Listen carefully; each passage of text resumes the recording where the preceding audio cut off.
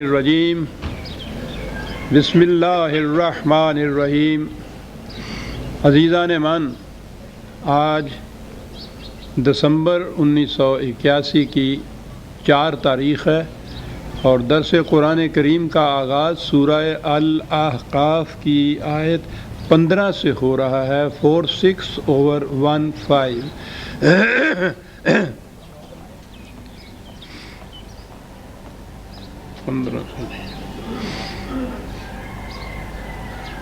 سابقہ آیات میں یہ بتایا جا رہا تھا کہ مومن کا مقام کیا ہے، ان کی خصوصیات کیا ہیں۔ مقام تو یہ ہے کہ ان الذین قالوا ربنا اللہ ثم استقاموا، جن کا زندگی کا مشرب و دعویٰ یہ ہے کہ رب صرف اللہ ہے، رزق کسی انسان کے ہاتھ سے نہیں مل سکتا، اور پھر اس پر جم کر کھڑے ہو گئے اپنے اس دعویٰ پر، تو ان پر ملائکہ کا نزول ہوتا ہے اور ان کو خوف اور حزن نہیں رہتا۔ یہ مقام ہے۔ پہلی چیز، قرآن کریم حیوانی زندگی میں اور انسانی زندگی میں فرق کرتا ہے، اور پھر انسانی زندگی میں مختلف مراتب کا ذکر کرتا ہے۔ مومن کا درجہ سب سے بلند ہوتا ہے اس میں، لیکن پہلا فرق جو ہے حیوانی زندگی میں اور انسانی زندگی میں، اگلی آیت میں اس کے ایک گوشے کی طرف اشارہ کیا گیا ہے۔ حیوانات کی زندگی میں بچہ پیدا ہوتا ہے تو ایک جبلی تقاضا ہوتا ہے، انسٹنکٹ کا ارج ہوتی ہے، جس کی روح سے وہ بچے کی ماں بچے کی پرورش کرتی ہے۔ بعض جنسوں میں ماں اور باپ دونوں ہوتے ہیں، یہ چڑیا وغیرہ پرندوں میں، اور مویشیوں میں عام طور پہ ہم دیکھتے ہیں کہ ماں ہی بچے کی پرورش کرتی ہے۔ وہ بچے کی پرورش، جب وہ بچہ اپنی پرورش آپ کرنے کے قابل ہو جاتا ہے، بچے اور ماں کا تعلق منقطع ہو جاتا ہے، اس کے بعد وہ بچہ پہچانتا ہی نہیں ہے کہ یہ میری ماں تھی اور یہ میرا باپ تھا۔ انسانی زندگی میں بھی بچے کی پیدائش ہوتی ہے تو ماں باپ اس کی پرورش کرتے ہیں۔ حیوانی سطح کا تو یہ تقاضا ہے کہ جب وہ خود اپنی پرورش کرنے کے قابل ہو جائے تو پھر ان کا کوئی تعلق نہ رہے، لیکن انسانی زندگی یہاں سے مختلف ہو جاتی ہے۔ یہاں پہنچنے پر یہ کہا گیا انسان کو یا اولاد کو کہ وَوَصَّيْنَا الْإِنسَانَ بِوَالِدَيْهِ إِحْسَانًا، انسان سے ہم نے یہ کہا ہے کہ وہ اپنے ماں باپ کو فراموش نہ کرے، بڑھاپے میں ان کی جو کمیاں ہو گئی ہیں، ان میں ڈیفیشنسیز جو ہو گئی ہیں، ان کو پورا کرے۔ احسان کے معنی یہی ہوتے ہیں کہ جس میں کوئی کمی ہو جائے اس کمی کو پورا کر دیا جائے۔ قرآن کریم میں متعدد مقامات پہ والدین کے ساتھ احسان کا ذکر اور حکم آیا ہے، تاکید آئی ہے۔ کہیں یہ کہا گیا ہے کہ ان کے ساتھ نرمی سے برتاؤ کرو، درست کلامی پہ نہ اتر آؤ۔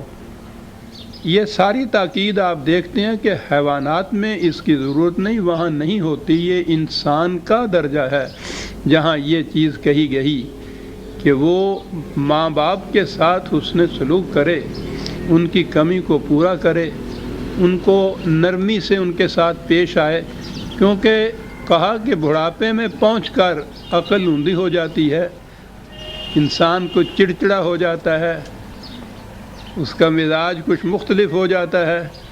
تو اس سے تنگ نہ پڑو، اس سے ان کو جھڑکو نہیں، ڈانٹ ڈپٹ نہ کرو، نہ ہی یہ ہے کہ ان سے بے رخی برتو، ان کی کمی کو پورا کرو، اس کو احسان کہتے ہیں، نرمی سے برتاؤ کرو۔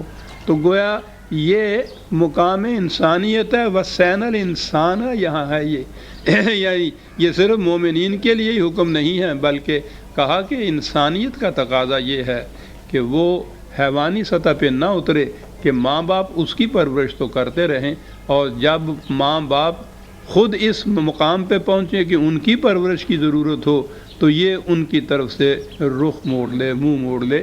اس کا تقاضا یہ ہے کہ یہ پھر ان کی پرورش کرے۔ کما ہو ربیانی صغیرن، قرآن نے کہا ہے کہ انہوں نے بچپن میں جس طرح سے تمہاری نگہ برداشت کی تھی، پرورش کی تھی، تربیت کی تھی، ربوبیت کی تھی، اس عمر میں یہ خود اپنی ربوبیت کے قابل نہیں رہے ہیں، تو ان کی اس کمی کو پورا کرو۔ تو گویا یہ انسانیت کا تقاضا بتایا۔ آپ دیکھیے کہ یہاں وَسَّعْنَ الْإِنسَانَ ہے،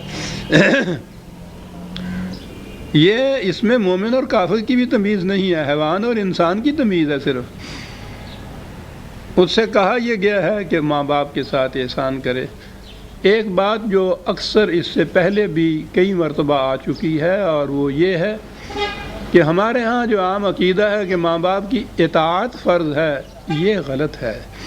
قرآن نے کہیں ان کی اطاعت کو فرض قرار نہیں دیا، ان کے ساتھ اس نے سلوک کی ہی تاکید کی ہے، اور یہ بڑی اہم چیز ہے۔ بظاہر ایک یہ چھوٹا سا نقطہ ہے، لیکن یہ زندگی کے بڑے اہم اصولوں میں سے ایک بات ہے۔ میں نے جیسا کہا ہے کہ ہمارے ہاں بھی عام طور پہ یہ ہے کہ ماں باپ کی اطاعت فرض ہے، اور باقی مذاہب میں تو پوچھو نہیں کہ ماں باپ کی اطاعت کو، اطاعت میں زور دوں گا اس لفظ پہ، کتنی اہمیت دی گئی ہے۔ مہاراج رام چندر اس لیے اوتار خدا کے بن گئے کہ انہوں نے اپنے بوڑھے باپ کا ایک ایسا حکم مانا تھا جس کو باپ بھی ناجائز سمجھتا تھا، بیٹا بھی نامناسب سمجھتا تھا، لیکن چونکہ وہ باپ کا حکم تھا اس لیے انہوں نے اس باپ کے حکم کو مان لیا، راج پاٹ کو تیاگ کے بنواس اختیار کر لیا، اور ان کے دھرم کی روح سے یہ اتنا بڑا اہم ثواب کا کام تھا، اتنا بڑا اہم نیکی کا کام تھا کہ وہ مہاراج رام چندر رام اوتار ہو گیا خدا کا، اس بنا پر کہ اس نے باپ کے ایک نامناسب حکم کی اطاعت کی تھی۔ اور دنیا کے ہر مذہب میں آپ دیکھیں گے کہ یہ جو اوبیڈینس، اطاعت ہے ماں باپ کی، اس کو فرض قرار دیا گیا ہے۔ قرآن کتنا بلند مرتبے پہ چلا جاتا ہے۔ کسی سے بھی کہیے، کوئی بھی کہے، کوئی بھی اس سے انکار نہیں کرے گا، وہ کہے گا بالکل ٹھیک ہے جو ان لوگوں نے کہا ہے، ماں باپ کی اطاعت فرض ہے، لیکن یہ صرف جذباتی چیز ہے۔ قرآن جذبات پہ نہیں اترتا، وہ حقائق کے اوپر اترتا ہے۔ وہ جہاں ایک طرف یہ کہتا ہے کہ اس عمر میں پہنچنے کے بعد انسان کی عقل اوندھی ہو جاتی ہے، جو پہلے معلوم ہوتا ہے وہ بھی بھول جاتا ہے، کمزوریاں آ جاتی ہیں، ڈیفیشنسی آ جاتی ہے، دماغی کمزوریاں آتی ہیں، تو وہ کیا ایک ایسے شخص کو کہ جو ابھرتی ہوئی جوانیوں میں پہنچ رہا ہے، جس کی توانائیاں، جس کی صلاحیتیں ابھر رہی ہیں، پختہ ہو رہی ہیں، اس کے زمانے کے حالات بدل گئے ہیں، کیا اسے یہ حکم دے گا کہ یہ ان کی اطاعت کرے جن کے متعلق خود وہ کہہ رہا ہے کہ ان کی عقل اوندھی ہو چکی ہے؟ اگر یہ ان کی اطاعت فرض قرار دے دیا جائے تو 2 قدم بھی دنیا کا نظام نہ چل سکے۔ آپ غور کرتے ہیں کہ قرآن کس قدر حقائق کو سامنے رکھتا ہے، فیکٹس کا سامنا کرتا ہے، جذبات پہ نہیں اترتا۔ کہیں اس نے نہیں کہا کہ ان کی اطاعت فرض ہے۔ یہ جو بالغ ہو گیا ہے لڑکا، اگلی آیت میں آ جاتا ہے، بلکہ اسی آیت کے اگلے حصے میں سن رشد کو پہنچتا ہے، جوانی کے پہنچتا ہے، پختگی کو پہنچتا ہے، تو یہ تو ابھر رہا ہوتا ہے اور وہ ماں باپ نیچے جا رہے ہوتے ہیں۔ تو یہ کبھی بھی ایک ایسی جنس کو کہ جو ابھرنے والی ہو، اسے کبھی یہ نہیں کہے گا کہ تم ان کی اطاعت کرو جو نیچے جانے والی ہیں۔ اور یہی چیز نسلوں کے اوپر بھی ہے۔ آنے والی نسل اپنے دور کی جو ہے وہ اس کو کبھی یہ نہیں کہتا کہ تم جو چلی گئی ہے نسل، جن کو اسلاف کہتے ہیں، ان کی اطاعت اور ان کی پیروی کیا کرو۔ کہتا اپنے حالات آپ خود سامنے رکھو، عقل و فکر سے کام لو۔ قرآن نے گائیڈینس کے لیے رہنمائی تمہیں دے دی ہے، اس رہنمائی میں اپنے قدموں سے آپ چلو، اپنی آنکھوں سے آپ دیکھو۔ تو یہ چیز جو ہے، یعنی قرآن کے تو ایک چھوٹے چھوٹے احکام بھی جو ہیں وہ انفرادیت پیدا کر دیتے ہیں، منفرد بنا دیتے ہیں اس کی تعلیم کو باقی دوسرے مذاہب کی تعلیم سے۔ یہ فیکٹس کو سامنے رکھتا ہے، اس نے کہیں نہیں کہا کہ ماں باپ کی اطاعت فرض ہے۔ دوسری طرف اس نے یہ بھی نہیں چھوڑا کہ یہ حیوانات کی طرح کیفیت ہے کہ وہ تو تمہاری پرورش کریں اور جب پرورش پا چکو اپنے پاؤں پہ کھڑے ہونے کے قابل ہو جاؤ تو پھر ماں باپ کی طرف سے آنکھیں بند کر لو۔ یہ بھی نہیں۔ غور فرمایا آپ نے کس قدر حقائق کو سامنے رکھتا ہے قرآن۔ حیوانات سے اس کو منفرد کیا کہ نہیں، ماں باپ ہیں، جب وہ اپنی پرورش کے آپ قابل نہ رہیں، بڑھاپے میں پہنچیں، کمزوریاں ان میں آ جائیں، ان کی کمزوریوں کو رفع کرو، نرمی سے ان کے ساتھ پیش آؤ، حسن سلوک سے ان کے ساتھ پیش آؤ۔ اور ادھر یہ بھی نہیں کہا ہے کہ ان کی اطاعت تم پر فرض ہے، اپنے فیصلے آپ کرو، تم بہتر پوزیشن میں ہو ان کے مقابلے میں اپنے فیصلے کرنے کے لیے۔ آپ ذرا ادھر ادھر نگاہ دوڑا کے دیکھیے کہ اس غلط مفروضے نے کہ ماں باپ کی اطاعت فرض ہے، یعنی جو کچھ وہ کہیں وہ کرنا خدا کے حکم کی روح سے فرض ہے، معاشرے میں کتنی تباہیاں پیدا کرتا ہے۔ وہ ماں حکم دیتی ہے کہ ابھی طلاق دے دو، نکال دو اس بیوی کو، اس نے میرے حق میں گستاخی کی تھی۔ اطاعت فرض ہے۔ بیسیوں معاملات کے اندر آپ دیکھیں گے اطاعت فرض کے غلط مفروضے کے ماتحت کتنی تباہیاں آتی ہیں گھروں کے اندر اور معاشرے کے اندر۔ حسن سلوک کا قرآن نے تاکید کی ہے۔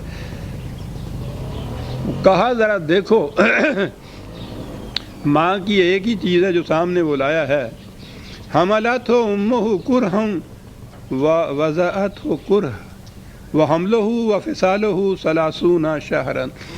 اتنی سی چیز کو دیکھو کہ وہ حمل میں کس قدر اس نے تمہارے لیے، یہ تمہاری پرورش کے لیے، جب تم ابھی جنین کی صورت میں رحم مادر میں تھے اس نے کتنی اذیت برداشت کی، مشقت برداشت کی، کرہن۔ پھر اس کے بعد وضع حمل میں دیکھو کتنی، پھر اس کے بعد تمہاری پرورش کے لیے کتنا عرصے تک وہ اپنے خون جگر کو دودھ کی شکل میں تبدیل کر کے تمہاری پرورش کرتی رہی، اپنے بدن کے حصے کو تمہارے اندر منتقل کرتی چلی گئی۔ یہ کوئی چھوٹی بات نہیں ہے۔ تمہارا تو وجود رہین کرم ہے تمہاری ماں کی ان منازل کا، تو اور نہیں تو کم از کم وہ جسے ہم کہتے ہیں احسان کا بدلہ ہی چکاؤ۔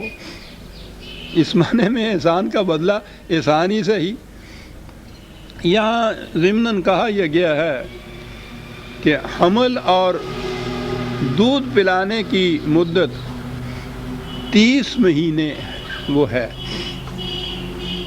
یہ دوسرے مقام پر ایک دو جگہ جہاں قانونی نقطہ آیا ہے وہ اس نے دودھ پلانے کے لیے 2 سال مقرر کیے ہیں، 24 مہینے وہ ہوئے۔ اب اگر اس میں حمل کے مہینے ملاتے ہیں تو 30 نہیں بنتے، وہ اگر 9 رکھے جائیں تو پہلی چیز تو یہ ہے کہ وہ جو 2 سال قرآن نے کہا ہے وہ لازمی بات نہیں ہے کہ یقینی طور پر 2 سال کے لیے ہی ماں پلائے دودھ، اس سے پہلے دودھ چھڑائے نہیں یا اس سے زیادہ عرصے کے لیے دودھ پلائے نہیں۔ قانونی تقاضا اور ہوتا ہے وہاں، وہ یہ ہے کہ اگر وہ طلاق ہو جائے تو کتنے عرصے تک ماں کی دودھ پلائی جو ہے وہ باپ پر لازم آتی ہے قانوناً۔ تو قانونی حد وہاں مقرر کی گئی ہے، یہ نہیں ہے کہ وہ 2 ہی سال کا عرصہ ہے، نہ اس سے کم نہ اس سے زیادہ۔ اب 2 ہی سال اگر وہ لیے جائے تو یہاں بھی جو کرہن کی بات ہے نا، قرآن نے دوسرے مقام پہ یہ کہا ہے 7/199 کہ حمل خفیف ہوتا ہے پہلے، پھر حمل ثقیل ہوتا ہے۔ خفیف وہ ہوتا ہے کہ وہ حمل تو ہوتا ہے لیکن ابھی وہ بوجھل نہیں ہوتا، اس میں کچھ مشقت نہیں ہوتی، عام کام کاج عورت کرتی رہتی ہے، تو وہ قریباً 3 مہینے تک ہوتا ہے۔ وہ اس کے بعد پھر وہ ثقیل ہوتا ہے، بوجھل ہو جاتا ہے، وہاں کرہن کی بات آ جاتی ہے۔ عجیب چیز ہے قرآن کا ایک ایک لفظ جو ہے جہاں سے قرآن شروع ہوتا ہے حمل، اور وہاں سے اس نے مدت مقرر کی ہے وہ 6 مہینے کی مدت ہوتی ہے، تو 6 مہینے اگر 2 سال ادھر کے لے لیے جائیں تو 30 مہینے یوں بھی پورے ہو جاتے ہیں۔ ویسے میں نے عرض کیا ہے کہ یہ کوئی قانون قرآن کی روح سے یہ فریضہ نہیں ہے کہ 2 ہی سال کے لیے دودھ پلایا جائے، نہ اس سے کم یا اس سے زیادہ کیا جائے۔ بات اس سے کہیے کہ تم اور کچھ نہیں تو اپنی ماں کے ان مراحل کو ہی اپنے سامنے رکھو، پہلے کس قدر مشقت اٹھائی اس نے، اور اس کے بعد تمہاری پرورش 2 سال تک تمہاری پرورش اس طرح سے کرتی رہی اپنے خون جگر سے، اور تم پھر بڑھ پھول کے ایسے ہو گئے سا۔ اور اس کے بعد پھر اس کی صورت آ گئی، جب میں نے عرض کیا ہے نا کہ عطایت والی بات نہیں ہے، حتی اذا بلغ اشدہ و بلغ 40 سنۃ، پھر وہ جوانی کی عمر کو پہنچا اور آہستہ آہستہ اس نے تجربات کے بعد پختگی حاصل کر لی، کچھ 40 سال کی عمر تک اب وہ پختہ ہو گیا ہے اپنے معاملات کے حل کرنے کے لیے۔ قال رب اوزعنی ان اشکر نعمتک التی انعمت علی وعلی والدی، پھر وہ ہے جو سعادت مند بچہ ہے، خدا پرست بچہ ہے، وہ خدا سے دعا کرتا ہے کہ یا اللہ مجھے توفیق عطا فرما کہ میں وہ نعمتیں جو تو نے مجھ پر وارد کی یا میرے ماں باپ کو جن سے نوازا تھا میں ان کا شکر ادا کر سکوں۔ وَأَنْ أَعْمَلَ صَالِحًا، اور وہ شکر یہ ہے کہ میں وہ کام کروں جو تیرے قوانین کے مطابق ہوں، ترضا ہو، ہم آہنگ ہوں جو تیری مشیت اور تیرے قانون سے، میں وہ کام کروں اور اس سے صلاحیتیں پختہ ہوں میری بھی، وَأَصْلِحْ لِي فِي ذُرِّيَّتِي، اور وہ ایسی ہوں کہ میں اپنی اولاد کی بھی تربیت اسی طرح سے کر سکوں، میری صلاحیتیں میری ذات تک ہی محدود نہ ہوں بلکہ وہ صلاحیتیں ایسی ہوں کہ میری اولاد کی تربیت و پرورش بھی ان کے مطابق ہو سکے۔ انی تبتو علیک و انی من المسلمین، میں ہر معاملے میں تیری طرف رجوع کرتا ہوں، تیرے قانون کی طرف، تیری کتاب کی طرف، کہ وہاں سے مجھے رہنمائی ملے، وہاں سے مجھے حکم ملے تو میں اس کے مطابق عمل کروں اور زندگی گزاروں۔ وَإِنِّي مِنَ الْمُسْلِمِينَ، اس کی طرف رجوع ہی نہیں کروں بلکہ اس کے احکام کے سامنے سر تسلیم خم کروں۔ یہ ہے ضروری چیز جو ہے، گائیڈنس لینے کے بعد اس گائیڈنس کی پرواہ نہ کرنا وہی جو اپنے جی میں آئے، تو اس کا فائدہ کیا ہے کسی سے رہنمائی لینے کا؟ رہنمائی لینے کے بعد اس کے اوپر عمل کرنے کی بات ہے، اس کے سامنے سر تسلیم خم کرنا ضروری ہے، یہی ہے جسے وہ مسلم کہتا ہے۔ تو وہ یہ خدا سے پھر دعا مانگتا ہے، اولئک الذین نتقبل عنہم احسن ما عملوا، یہ وہ لوگ ہیں کہ ان کے حسن عمل کو ہم شرف قبولیت بخشتے ہیں۔ وَنَتَجَاوَزُ عَنْ سَيِّئَاتِهِمْ، اور ان کی یہ ایک ٹکڑا ہے، میں سمجھتا ہوں کہ بڑا وضاحت طلب ہو جائے گا، اور ان کی جو سیئات کہتے ہیں عام برائیوں کو، لغزشوں کو، ان سے تجاوز کے معنی ہوتا ہے آگے بڑھ جانا، ان کی گرفت نہ کرنا، مواخذہ نہ کرنا ان کا، عام طور پہ جسے کہتے ہیں معاف کر دینا جسے ہم کہتے ہیں۔ پہلے میں یہ کہوں کہ فی اصحاب الجنت، یہ لوگ ہیں اصحاب الجنت میں، یہاں یہ ٹکڑا آیا کہ ان کے حسن عمل کو تو ہم قبولیت کا شرط بخشتے ہیں، اور ان کی سیئات کو، برائیوں کو، لغزشوں کو عام الفاظ جو ہیں معاف کر دیتے ہیں۔ ہمارے ذہنوں کے اندر یہ جو معافی کا تصور ہے یہ بڑا تباہ کن ہے، بخشش خدا کی طرف سے، معافی خدا کی طرف سے، شفاعت اس کے رسول کی طرف سے، تو پھر اس کے بعد جرائم اور گناہوں کا جو بوجھ ہے اس کا تو تصور ہی باقی نہیں رہتا، جو جی میں آئے کرو۔ اب یہ دیکھیے یہاں بھی خدا نے کہا ہے کہ ہم ان کو معاف کر دیتے ہیں ان کی سیئات کو۔ بحیث مجموعی جب قرآن کا تصور سامنے لایا جائے وہ مکافات عمل کا تصور ہے۔ مکافات عمل کے معنی ہے انسان کا ہر کام، ہر عمل ایک نتیجہ پیدا کرتا ہے، اس میں معافی اور بخشش کا سوال نہیں، یہ تو قانون کی چیز ہے۔ ہر عمل انسان کا ایک نتیجہ پیدا کرتا ہے، حتیٰ کہ اس کے نگاہ کی خیانت اور اس کے دل میں گزرنے والے خیالات بھی اپنا نتیجہ پیدا کرتے ہیں۔ تو جب یہ قانون ہے، اس میں معافی کا کیا تصور؟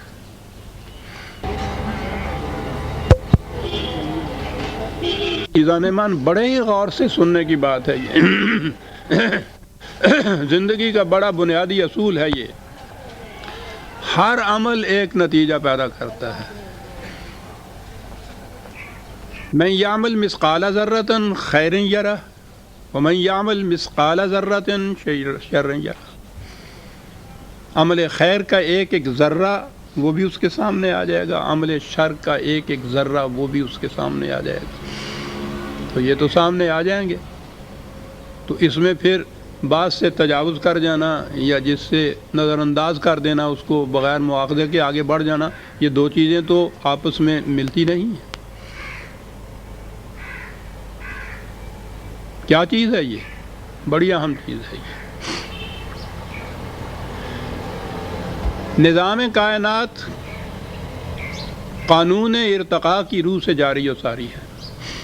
ارتقاء کے معنی یہ ہیں کہ ہر چیز اپنے نقطۂ آغاز سے آگے بڑھتی ہے، مختلف منازل میں سے گزرتی ہوئی آگے چلی جاتی ہے۔ ہر منزل میں اس کا ٹکراؤ ہوتا ہے تخریبی قوتوں کے ساتھ۔ اگر اس شے کی تعمیری صلاحیت بڑھی ہوئی ہے، اس کے معنی ہیں کہ اس میں پاور آف ریزسٹنس یا قوت مدافعت زیادہ ہے، تو وہ تخریبی قوتوں کو شکست دے دیتی ہے اور وہاں زندہ بھی رہتی ہے، اور صلاحیتیں زیادہ ہیں تو آگے بڑھ کے ارتقاء کی اگلی منزل میں جا پہنچتی ہے۔ اس طرح سے وہ شاید جس کی صلاحیتیں اتنی زیادہ بڑھی ہوئی ہوں کہ وہ تخریبی عناصر کو شکست دیتی چلی جائے، وہ آگے بڑھتی چلی جاتی ہے تاں کہ وہ اپنے منتہا کو پہنچ جاتی ہے، جو کچھ بننا ہوتا ہے بن جاتی ہے۔ یہ ہے قانون ارتقاء جو جاری و ساری۔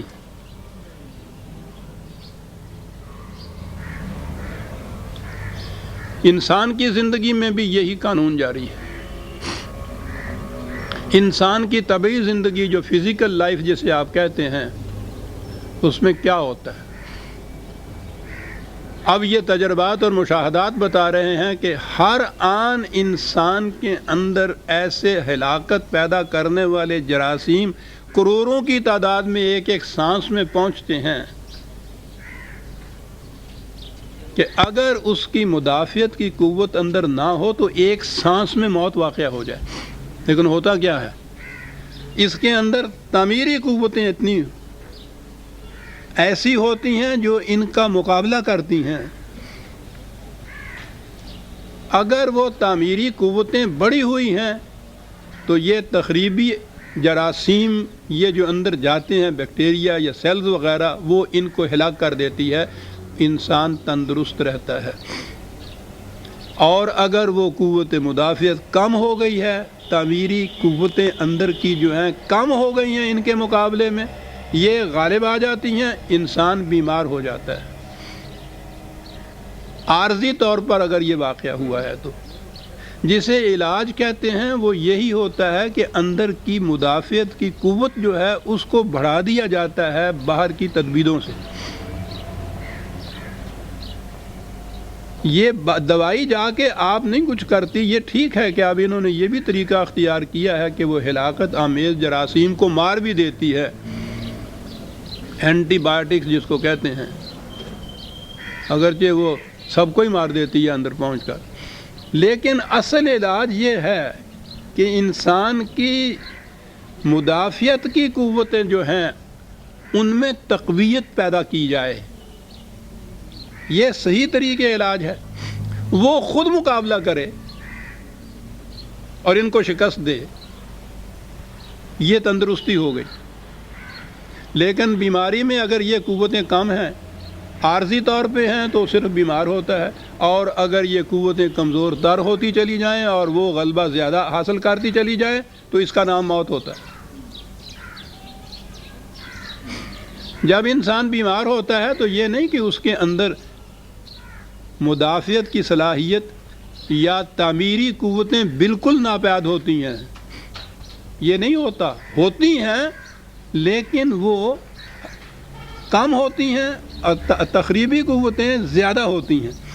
موت بھی واقعہ ہوتی ہے تو اس وقت بھی یہ نہیں ہوتا کہ اندر کوئی تعمیری قوت ہوتی نہیں ہے، وہ اتنی کمزور ہوتی ہے کہ ان ہلاکت آفرین تخریبی قوتوں کا مقابلہ کرنے کے قابل نہیں رہتی، اس وقت بھی وہ کچھ ہوتی ہیں۔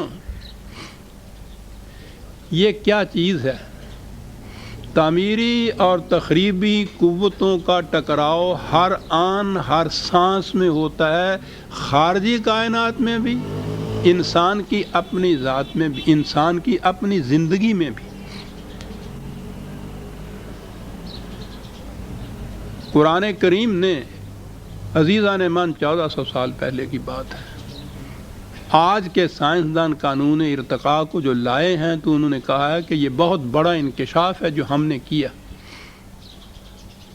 قرآن کہتا ہے کہ انسان یا کائنات میں ہر آن میزان کھڑی ہے، ایک ترازو کھڑا ہے، وضع المیزان،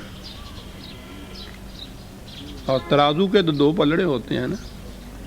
وہ کہتا ہے کہ تخریبی قوتوں کا بھی پلڑا ہوتا ہے، تعمیری قوتوں کا بھی پلڑا ہوتا ہے۔ من ثقلت موازینہ فہو فی عیشۃ راضیہ، من ثقلت موازینہ فامہ ہاویہ۔ جس کا تعمیری قوتوں کا پلڑا جھکا ہوا ہوتا ہے وہ تندرست و توانا ہوتا ہے، وہ ہوتا ہے جو آگے بڑھنے کے قابل ہوتا ہے، وہ ہے جو جنت میں پہنچتا ہے۔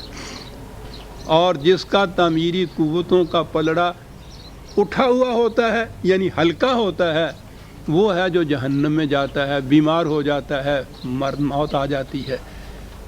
یہ جو ہے ثقلت موازینہ خفت موازینہ، یہ ہے قانون ارتقاء۔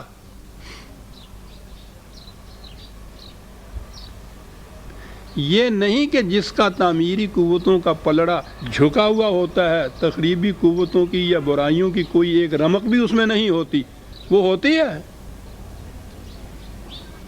لیکن یہ جو ہیں یہ زیادہ ہوتی ہیں، قوت والی ہوتی ہیں، وہ ان کو شکست دیتی ہیں۔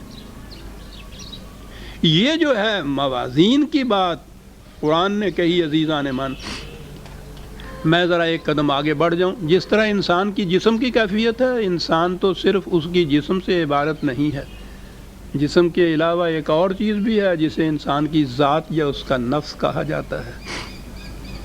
یہ جسم تو اسی زندگی تک ہے، اصل مقصود انسان کا اسی قانون ارتقاء میں اس کی ذات کی نشو و نما اور پرورش بھی ہے۔ تو ہر عمل جو انسان کا ہے تبھی زندگی سے متعلق نہیں، بلکہ اس زندگی سے متعلق جسے ہم اس کے ذات کی زندگی یا اس کے نفس کی زندگی کہتے ہیں، اس کا ہر عمل اس پہ بھی اثر انداز ہوتا ہے، اس کے بھی پلڑے ہوتے ہیں۔ جسے آپ نیک کام یا اعمال صالحہ کہتے ہیں، وہ کام ہیں جن سے انسانی ذات میں پختگی پیدا ہوتی ہے، نشو و نما اس کی ہوتی ہے۔ اور جسے آپ عمل شر کہتے ہیں، برائی کہتے ہیں، وہ ہیں جس سے اس کی ذات میں ضعف واقع ہوتا ہے، تخریب اور انتشار واقع ہوتا ہے۔ آگے بڑھنے والی مرنے کے بعد یہ آگے بڑھتی ہے۔ اگر اس کا تعمیری قوتوں کا پلڑا جو ہے وہ بھاری ہے تو یہ وہ ہے جو ارتقاء کی اگلی منزل میں پہنچنے کے قابل ہو جاتی ہے، اسے جنت کہتے ہیں۔ اور جس کا تخریبی قوتوں کا پلڑا بھاری ہوتا ہے، ذات اور خودی جس کی ہے کمزور ہوتی ہے، ضعف ہوتا ہے، اس کا ارتقاء رک جاتا ہے، وہ جمود میں آ جاتی ہے، اسے جہنم کہتا ہے۔ جہنم کے لیے جہیم کا لفظ آیا ہے جس کے معنی ہے جہاں کوئی چیز روک دی جائے۔ تو سلسلہ ارتقاء میں یہ آگے نہیں بڑھتی۔ یہ جو فزیکل یا کائناتی زندگی ہے اس میں یہ جو پھر وہی بات ہے، سائنس کے انکشافات بڑے معیر العقول ہیں۔ یہ 10-10 ہزار سال کے، لاکھوں سالوں کے، کروڑوں سالوں کے پہلے کے ڈھانچے جو ملتے ہیں ان کو، مختلف قسم کی، مختلف انواع کے، مختلف جانداروں کے، عجیب و غریب قسم کے وہ ہیں، تو ان میں صورت یہ ہوتی ہے کہ بہت سی اسپیشیز جن کو کہتے ہیں، ڈارون نے یہ نقطہ ایجاد کیا تھا، انکشاف کیا تھا اس کا، انواع مختلف قسم کے مخلوق کی، جانداروں کی ایسی ہے کہ جو ایک مقام کے اوپر وہ فنائی ہو گئی، وہاں ان کے ڈھانچے تو ملتے ہیں، دنیا میں ان کا وجود نہیں ملتا، وہ تھیں جن میں قوت مدافعت قطعاً نہیں رہی تھی، یہ بہت کم ہو گئی تھی، یہ ابھی جو میں نے عرض کیا ہے، وہ مقابلہ نہیں کر سکیں، وہ فنا ہو گئی۔ کچھ ایسی ہیں کہ جو زندہ تو ہیں لیکن اسی شکل کے اندر زندہ ہیں، آگے نہیں بڑھ سکیں۔ یہ جتنے آپ کو پرندے، مویشی وغیرہ نظر آتے ہیں نا، بھیڑ انہوں نے دیکھا ہے 10,000 سال یا لاکھ سال پہلے بھی بھیڑ ہی تھی، آج بھی وہ بھیڑ ہی ہے، آگے نہیں بڑھ رہی، زندہ ہے، اسی مقام پہ زندہ ہے جس کا ارتقاء کا سلسلہ رک گیا ہے، یہ یوں کہیے کہ یہ جہیم میں ہے۔ انسان کی بھی یہ کیفیت یہ ہے کہ اگر اس کی ذات کی نشو و نما دینے والی قوتیں زیادہ ہیں، غالب آئی ہوئی ہیں، تو وہ ان قوتوں کو شکست دے دیں گی جو اس میں تخریب پیدا کرتی ہیں۔ یہ جو قوتیں ہیں جو اس کو نشو و نما دیتی ہیں، ان کو حسنات کہتا ہے قرآن، اور تخریبی قوتیں جو ہیں ان کو وہ سیئات کہتا ہے۔ اب پلڑوں کی بات آ گئی۔ جس کا یہ تعمیری قوتوں کا پلڑا بھاری ہوتا ہے وہ آگے بڑھنے کے قابل ہوتی ہے، وہ آگے چلی جاتی ہے، وہ جنت میں جا پہنچتی ہے۔ جنت میں پہنچنے والوں کا جو دوسرا پلڑا ہے وہ بالکل خالی نہیں ہوتا، اس میں لغزشیں ہوتی ہیں۔ عجیب چیز ہے قرآن نے جو کہی۔ دنیا کے باقی مذاہب میں نجات کا تصور یہ ہے کہ وہ بہشت میں، یا جس کو بھی وہ اپنے ہاں کا اس میں نجات کہتے ہیں، اسے حاصل ہوتی ہے جس شخص میں کوئی گناہ نہ ہو، وہ معصوم ہو۔ ہندو دھرم تو اس کو پھر جون کا چکر دیتا ہے،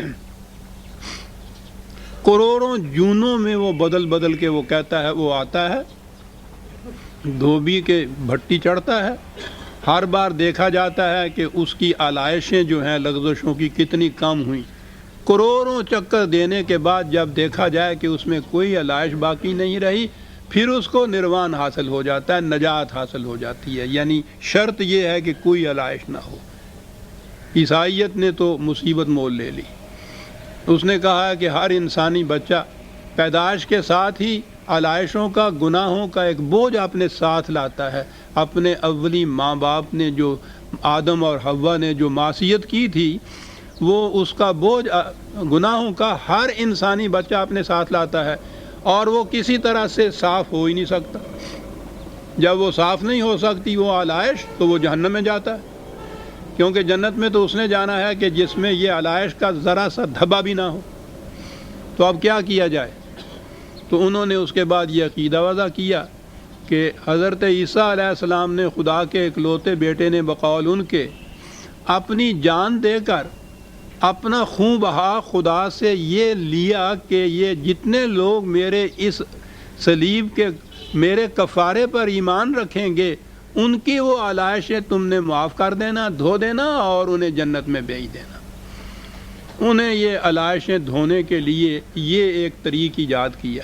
تصور یہی تھا کہ نجات اسی کی ہوگی، جنت میں وہی پہنچ سکے گا جو معصوم ہوگا، جس سے کوئی لغزش سرزد نہ ہوئی ہوگی، جس میں ذرا سا دھبا بھی ایسا نہیں ہوگا۔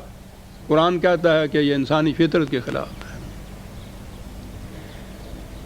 انسان ہے، لغزشیں بھی اس سے ہو جاتی ہیں۔ دیکھیے عزیزان من، جذبات میں نہیں یہ آتا، وہ سارے مذاہب کا تصور جذباتی یا خالص، یہ حقائق کا سامنا کرتا ہے۔ وہ کہتا ہے ٹھیک ہے، انسان ہے، بہرحال بشری تو ہے، اس سے لغزشیں بھی ہو جاتی ہیں۔ تو قانون کیا ہے؟ قانون یہ ہے کہ اگر تعمیری قوتوں کا پلڑا بھاری ہے اس کا، تو اس کی یہ چھوٹی موٹی لغزشیں ہیں، وہ ان تعمیری قوتیں جو ہیں وہ ان کا ازالہ کر دیتی ہیں، وہ تخریب نہیں پیدا کرنے دیتی۔ تو اصول کیا قرآن نے بیان کیا عزیزان من؟ 4 لفظوں میں اتنی عظیم حقیقت جو ہے اس کو بیان کر گیا کہ ان الحسنات یذہبن السیئات، 11/114 عظیم اصول ہے۔ سائنس کا سارا یہ جو قانون ارتقاء، ان کی ڈسکوریز، ان کے انکشافات، وہ اسی نقطے کے اوپر گونجتے ہیں۔ حسنات تعمیری پہلو جو ہیں، تعمیری قوتیں جو ہیں، وہ ازالہ کر دیتی ہیں تخریبی قوتوں کا، بشرطے کہ تخریبی قوتیں کم ہوں اور وہ پلڑا ان کا جو ہے وہ بھاری ہو، ازالہ کر دیتی ہیں۔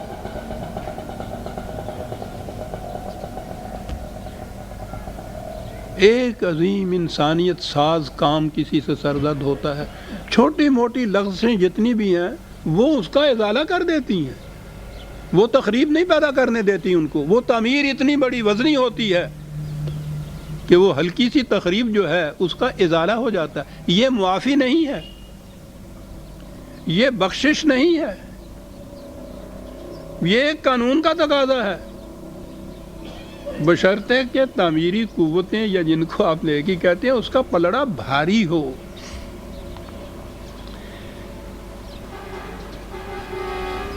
یہ جسے کہا گیا ہے نا کہ نتقبل عنہم احسن ما عملوا ونتجاوز عن سیئاتہم، کہ ان کے احسن ما عملوا، حسن عمل، بہترین حسن عمل جو ہے وہ اسے قبول کیا جاتا ہے، وہ اس کا پلڑا بھاری ہوتا ہے۔ تو یہ جو اس کے ہاں سیئات ہوتی ہیں، یہ چھوٹی موٹی لغزشیں جو سرزد اس سے ہو گئی ہوتی ہیں، یہ ان کا ازالہ کر دیتی ہیں۔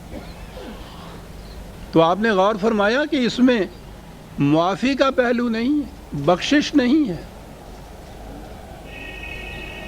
کسی قسم کی سفارش نہیں ہے، خالص قانون کی بات ہے۔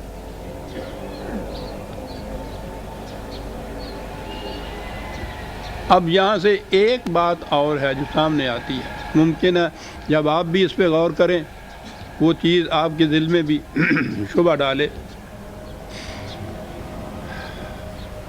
سورہ کہف میں ہے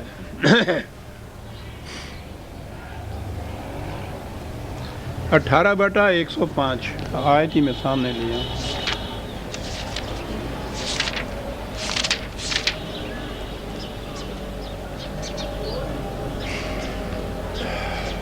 قل هل ننبئکم بالاخسرین اعمالا،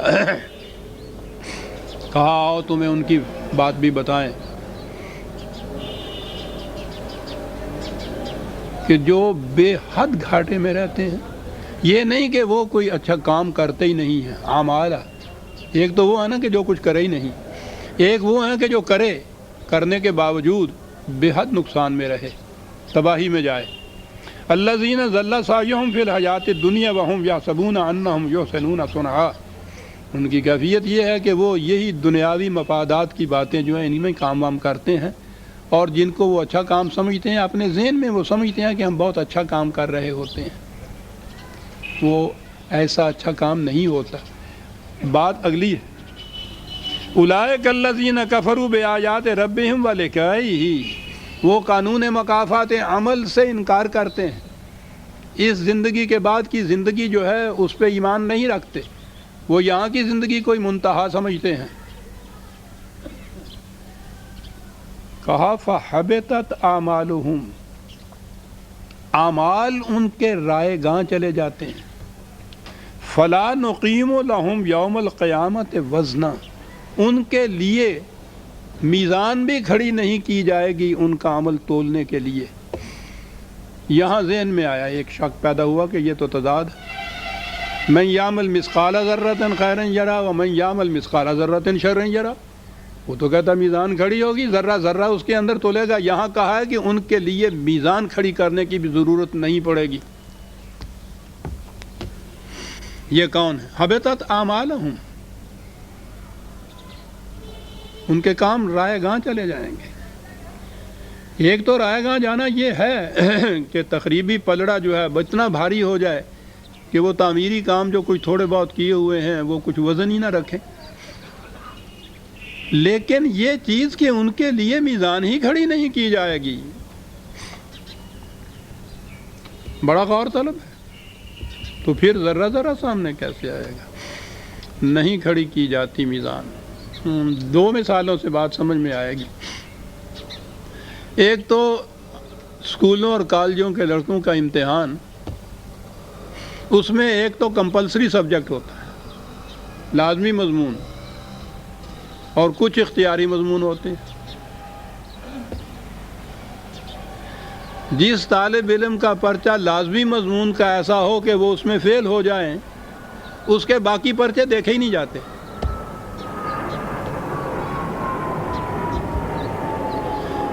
پاس ہونے کے لیے پاس مارکس ہوتے ہیں، اور وہ ہوتے ہیں اسی قانون ارتقاء یا قرآن کے یہ ثقلت موازین اور خفت کر 60% پاس مارکس۔ جس نے 60% لیے ہیں، 40% غلطیاں بھی تو ہیں نا اس کی، اس کو کلاس میں پروموشن دے دی جاتی ہے، اگلی کلاس میں اس کو چڑھا دیا جاتا ہے۔ کیوں؟ اس کا جو اعمال صالحہ کا پلڑا تھا 60%، اس نے ازالہ کر دیا ہے اس کے 40% غلطیوں کا۔ وہ اس قابل سمجھا جاتا ہے کہ آگے اس کو چڑھا دیا جائے کلاس میں۔ لیکن اگر وہ کمپلسری سبجیکٹ میں فیل ہو گیا ہے تو اس کے باقی پرچے دیکھے ہی نہیں جاتے۔ اولئک حبطت اعمالہم، رائے گاں گئی اس کی ساری محنت۔ فلا نقیم لہم یوم القیامت وزنا، اس کے لیے میزان ہی کھڑی نہیں کی جائے گی کیونکہ کمپلسری سبجیکٹ میں فیل ہو گیا ہے یہ۔ اور دوسری مثال ہے آپ کے ہاں معاشرے کی، حکومت کی، اگر کسی شخص کے خلاف بغاوت کا جرم ثابت ہو جائے تو اس نے کتنی امن پسندی کے کام کیے ہوں، رفاہ عامہ کے لیے کتنے ہی چندے دیے ہوں، کتنے ہی اچھے کام کیے ہوں، کوئی وزن نہیں رکھتا، کوئی اس کا معاوضہ اور صلہ نہیں ہوتا۔ ایک جرم بغاوت کا، سارے باقی اس کے کام جو ہیں اس کو بہا کے لے جاتا ہے۔ حبطت اعمالہم، اس کے لیے پھر وزن میزان بھی کھڑی نہیں کی جاتی کہ ایک ہی کام اس کا یہ اتنا بڑا ہے کہ اس کے باقی جتنے بھی کام اچھے جنہیں آپ کہتے ہیں وہ ان کو بہا کے لے جاتا ہے۔ بغاوت کا جرم یہ ہیں جن کے لیے پھر کہا کہ باقی کاموں کے لیے ان کے میزان بھی کھڑی نہیں کی جائے گی۔ اب قرآن کی روح سے بھی اس نے بعض کاموں کو اس نے بغاوت قرار دیا ہے۔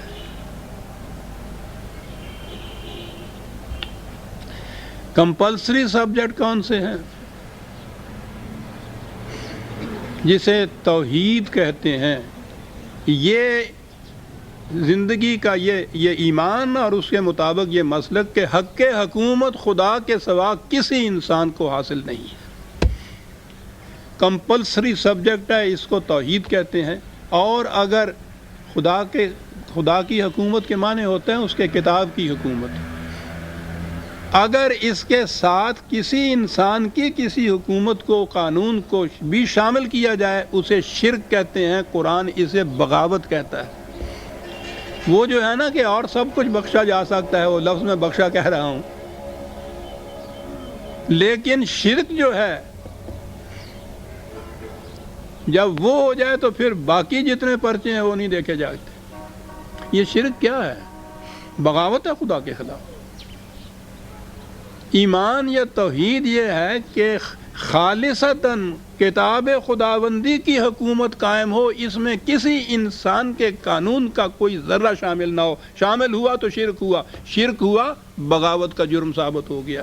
بغاوت کا جرم ثابت ہوا تو پھر میزان بھی کھڑی نہیں کی جائے گی، سارے اعمال اس کے غارت چلے جائیں گے۔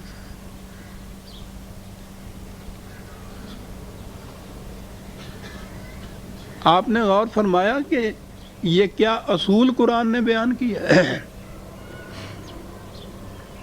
ایسا اصول بیان کیا عزیزان من، قانون ہے اٹل، حقائق کائنات اس کی تائید کرتے ہیں۔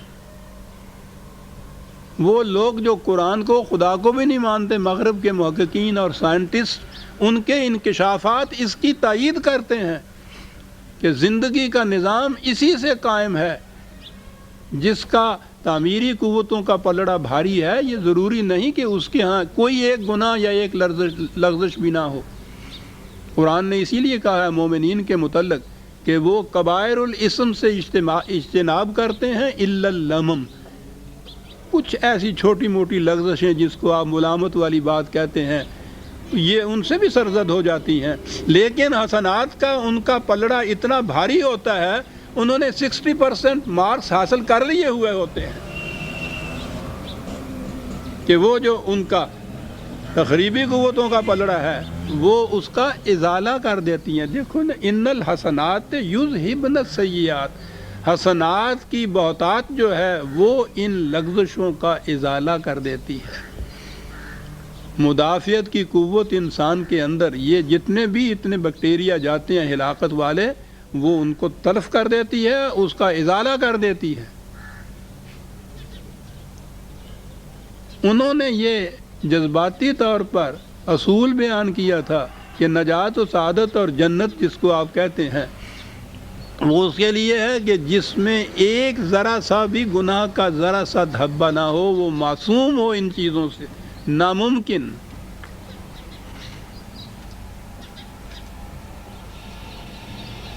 کائنات کے اندر بھی جو ان لوگوں نے تحقیقات کی ہے کہ جو انواع آگے بڑھی ہیں ارتقاء کی منزل کے اندر، یہ نہیں تھا کہ ان میں کوئی تخریبی قوتیں ان کے ساتھ نہیں تھیں، آگے وہی بڑھی ہیں جن کی تعمیری قوتیں غالب آئی ہوئی تھیں تخریبی کے اوپر۔ کوئی نوع بھی ایسی نہیں مل سکی کہ جس میں کوئی بھی تخریبی قوت نہ ہو اور وہ آگے بڑھ گئی ہو۔ یہ شرط ہی ایسی ہے جو پوری نہیں کی جا سکتی۔ قرآن نے حقائق کو سامنے رکھ کے نجات و سعادت کا قانون مہیا کیا عزیزان مان، جس کا من ثقلت موازینہ فہو فی عیشۃ راضیہ من خفت موازینہ فامہ ہاویہ۔ اور اس میزان میں یہ دیکھ لیا کہ سب سے پہلے دیکھا یہ جائے گا کہ بغاوت تو نہیں ہے، شرک تو نہیں ہے، اور اگر یہ ہے تو پھر یہ قرآن نے یہ کہا تھا نا کہ وَهُمْ يَحْسَبُونَ أَنَّهُمْ يُحْسِنُونَ صُنْعًا، یہ لوگ بزعم خیر یہ سمجھیں گے کہ ہم تو بڑے نیک کام کرتے ہیں، اس غلط فہمی میں مبتلا رہیں گے۔ وہ کہا خدا سے تو بغاوت کریں گے اور اپنے ذہن میں یہ سمجھیں گے کہ ہم بڑا نیک کام کر رہے ہیں۔ بڑا غور طلب ہے یہ مسئلہ عزیزان، کہ بغاوت ہو خدا سے، حق حکومت انسانوں کو دے دیا ہو، شرک کا ارتکاب ہو رہا ہو، اور یہ سمجھ رہے ہوں کہ ہم نماز روزہ حج زکوٰۃ وغیرہ جو ہیں یہ بڑے بڑے بھاری نیک کام کر رہے ہیں ہم، اور وہ ایک ایک نیکی، ایک ایک قرآن کے لفظ کی تلاوت کا ثواب 300 نیکیاں یا کتنی نیکیاں 30 نیکیاں اپنے ذہن میں سمجھنے کہ انبار کھڑا ہو رہا ہے ہمارا، وہ پلڑا جو ہے اس میں اتنا کچھ ہو رہا ہے۔ وہ کہتا ہے کہ وہ یحسبون انہم یحسنون صنعا، اپنے آپ کو اس غلط فہمی میں رکھیں گے کہ ہم تو بڑے نیک کام کر رہے ہیں، حالانکہ خدا کی بغاوت کے سامنے یہ نیک کام کوئی حیثیت نہیں رکھتے۔ تو پہلی شرط یہ ہے کہ کمپلسری پیپر جو ہے اس میں پاس مارکس لیے ہوں، پھر وہ جو اختیاری مضامین کے پرچے جو ہیں ان کے نمبر جو ہیں وہ ایڈیشن اس میں کر دیتے ہیں، اس کا وہ کیا کہتے ہیں جی، گریڈ ہوتا ہے، وہ فرسٹ نہیں ڈویژن، اس کی ڈویژن مرتب کرتا ہے، لکل درجات مما عملوا، یہ مارکس اس میں ایڈ ہو جاتے ہیں تو ڈویژن تو بڑھ جاتی ہے اس کی۔ لیکن اگر کمپلسری سبجیکٹ میں فیل ہوا ہوتا ہے تو نہ کمپلسری کے نمبر ملتے ہیں نہ یہ آپشنل کے نمبر ملتے ہیں، لا نقیم لہم یوم القیامت وزنا، ان کے لیے میزان ہی کھڑی نہیں کی جائے گی۔ عزیزان من، قرآن ہے، افسانے نہیں ہے، ذہن انسانی کے جذبات نہیں ہیں، یہاں بخشش اور معافی کا کوئی سوال نہیں ہے، ایک ایک عمل اپنا نتیجہ پیدا کرتا ہے۔ اب اس نتائج کے لیے جو قانون ہے آپ دیکھتے ہیں یہ قانون 1400 سال پیشتر، مذاہب کی دنیا تو اس سے پہلے ہزارہا سال سے یہ چیز مانتی چلی آ رہی تھی کہ وہ جب تک اس کی بخشش نہ ہو، معافی نہ ہو، سفارش نہ ہو، کفارہ نہ ہو، جا ہی نہیں سکتا وہ جنت میں۔ اس نے یہ بات بتائی کہ نہیں، یہ قانون فطرت کے خلاف ہے یہ چیز۔ قانون یہ ہے کہ مدافعت کا پلڑا بھاری ہونا چاہیے، حسنات کا پلڑا بھاری ہونا چاہیے، اور وہ اس صورت میں ہی ہے مارکس ملتے ہیں جب شرک کا ارتکاب نہ کیا جائے، بغاوت خداوندی نہ ہو، ایمان ہو اس بات پہ کہ ایک ایک عمل میرا نتیجہ خیز ہوگا، اس دنیا میں نہیں ہوگا، زندگی یہیں ختم نہیں ہو جاتی، آگے چلے گی، اور میں اپنے ان اعمال کے نتائج کو اپنے ساتھ لے کر آگے چلوں گا۔ اور فیصلہ کس چیز سے ہوگا؟ وہ اس بات سے ہوگا کہ تعمیری قوتوں کا پلڑا بھاری ہے میرا یا تخریبی قوتوں کا بھاری ہے، اس کے مطابق فیصلہ ہو جائے گا۔ اس میں معافی کی گنجائش نہیں، بخشش کا سوال نہیں صاحب، سفارش کا نہیں، وہ تو یہاں کے یہ جو بد نظمی ہے ہمارے یہاں کی، باطل کا نظام جو ہے آپ کے یہاں کا، اس میں ہوتی ہیں یہ چیزیں۔ تو جس طرح سے پھر لڑکے یہاں پاس ہوتے ہیں ہمارے ہاں، وہ تو ہمارے سامنے ہے نا۔ تو ہم نے اپنے ہاں کے باطل کے نظام کے جو اصول تھے وہ ہم نے اپنے ہاں کے دین کے اوپر بھی منطبق کر لیے کہ معافی بھی ہو سکتی ہے، کیا جانے دو صاحب، بخشش بھی ہو سکتی ہے، سفارشیں بھی ہو جاتی ہیں، اور پھر اس کے بعد تو اب رشوتیں بھی چلتی ہیں۔ یہ جو نذرانے ہوتے ہیں اور نیازیں آپ جا کے سکھ دے ہو جنہوں کہندے ہے نے، یہ کیا چیزیں ہیں؟ یہ رشوتیں دیتے ہیں نا آپ اپنے گناہوں کی معافی کے لیے۔ قانون میں اس کی کوئی گنجائش نہیں ہے، اور خدا بننا تو جچتا ہی اس کو ہے کہ جس میں جذبات نہ ہوں، صرف قانون کی روح سے وہ سارے فیصلے کرتا ہو۔ قرآن کا خدا یہ خدا ہے عزیزان من۔ تو جسے کہا وَنَتَجَاوَزُ عَنْ سَيِّئَاتِهِمْ، جس کے عام معنی کر لیے جائے کہ ہم ان کی برائیوں سے درگزر کرتے ہوئے آگے بڑھ جائیں گے کہ چلو ٹھیک ہے مارو پھنسد پولے، بالکل نہیں۔ نَتَجَاوَزُ عَنْ سَيِّئَاتِهِمْ کے یہ معنی نہیں، اس کے معنی یہ ہے کہ اس کے حسنات کا پلڑا اتنا بھاری ہے کہ اس پلڑے نے ازالہ کر دیا ہے تخریبی پلڑے کا، جو خفت موازین کی صورت جو تھی۔ فی صحاب الجنہ، یہ ہیں کہ جو جنت میں جانے والے ہیں۔ وعد الصدق الذی کانوا یوعدون، یہ تھا جو ان سے وعدہ کیا گیا تھا، اور اس کو وہ سچا سمجھ پائیں گے اپنے سامنے کہ واقعی سچا وعدہ تھا جو خدا نے کیا تھا۔ کمپلسری میں پاس ہو، 60% اوور آل مارکس بھی لے لے، یہ قانون ہے، اس میں کوئی سفارش نہیں۔ وہ کہا ہے کہ یہ بھی نہیں ہو سکتا کہ اس کا پرچہ گم ہو جائے، دوسرے کے مارکس اس کے مارکس دوسرے کو دے دیے جائیں، یہ نہیں ہوگا ہمارے ہاں۔ صدق ہمارا قانون، عدل جو ہے اس کو یہ سچا اپنے سامنے پائیں گے۔ یہ ہے قرآن کریم عزیزان من۔ ایک ٹکڑا آ گیا تھا، میں نے سمجھا یہ بڑا ضروری ہے یہ بتا دینا کہ قرآن کی روح سے نظام عدل کیا ہے، اور جسے آپ بخشش اور نجات کہتے ہیں اس کے معنی کیا ہیں۔ یہ ثقلت اور خفت موازین کا مطلب کیا ہے؟ لا نقیم لہم یوم القیامت وزنا، میں نے کہا تھا کہ بازار تضاد نظر آتا ہے کہ ذرہ ذرہ جو ہے تولے گا، اور یہاں کہا گیا ہے کہ ان کے لیے یہ میزان بھی کھڑی نہیں کی جائے گی۔ یہ کیا چیز ہے صاحب؟ تو یہ چیزیں ہیں عزیزان من۔ قرآن کے ان مقامات کی 4 لفظ ہوتے ہیں، ہم پڑھ کے آگے بڑھ جاتے ہیں، آپ دیکھتے ہیں ان کے اندر کتنے کتنے بڑے حقائق پوشیدہ ہیں قرآن کے اندر۔ تو میں نے کہا یہ کتاب نیز چیزیں دیگر است، یہ کتاب نہیں ہے، یہ تو کچھ اور ہی ہے۔ آیتیں تو ہم 2 ہی لے گئے، لیکن میرا خیال ہے اللہ کا شکر ہے کہ ایک بڑا اہم مقام تھا جو سامنے آ گیا۔ سورہ الکہف کی آیت 16 تک ہم آ گئے، 17 سے ہم آئندہ لیں گے۔